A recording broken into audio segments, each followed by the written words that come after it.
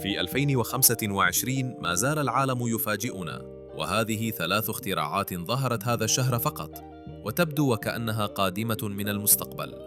أولاً، شاشة ذكية شفافة بالكامل، يمكن حملها مثل ورقة، وتعمل باللمس من الجانبين. تخيل أنك تفتح خرائطك أو فيديوهاتك على شيء خفيف مثل الورق. ثانياً، روبوت بحجم كف اليد، قادر على ترتيب غرفتك، جمع الأشياء على الأرض ومسح الغبار. هذا الروبوت وصلت الطلبات عليه إلى آلاف في يوم واحد.